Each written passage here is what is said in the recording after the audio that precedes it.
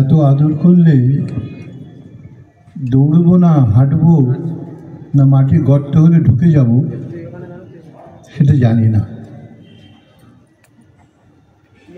আমি আপনাদের সকলের চরণে মাথা রেখে প্রণাম করছি।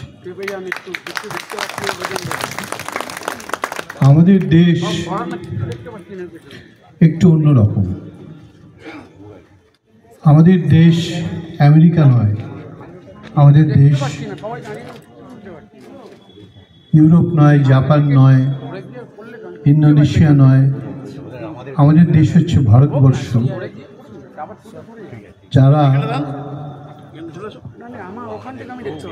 মূল্যবোধ, বিশ্বাস, শ্রদ্ধা, ভালোবাসা, সমর্পণ এবং প্রণাম শিখিয়েছে সারা পৃথিবীকে। এই যে আমরা প্রণাম করি, আমরা নাকে ধরে তো প্রণাম করতে পারতাম, নাকে ধরে বা গালে ধরে বা হাতের একটা অংশে ধরে, পায়ে ধরি কেন? অনেকে হয়তো জানেন, অনেকে হয়তো জানেন না। পায়ে ধরার কারণ হচ্ছে, ভাগবতে এর ব্যাখ্যা আছে।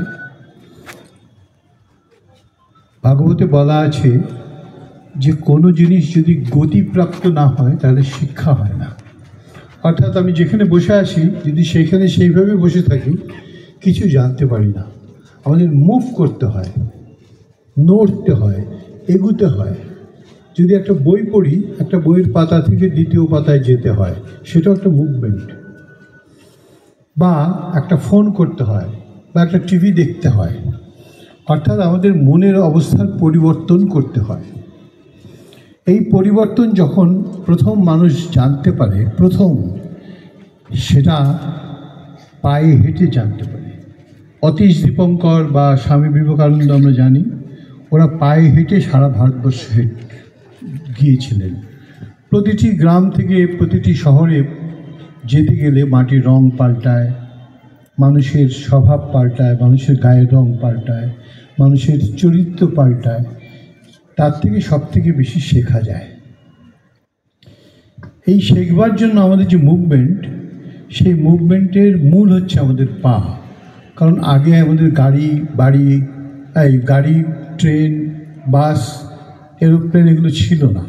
আমরা পায়ে হেঁটেই মুভ করতে পারতাম। কাজে পায়ে যখন আমি একটু এগুচ্ছি, তখন আমি জানতে পারছি যে এই জায়গাটা থেকে এই জায়গাটা পরিবর্তিত, অন্যরকম। আবার এই জায়গাটা থেকে এই জায়গাটা আরেকটু অন্যরকম।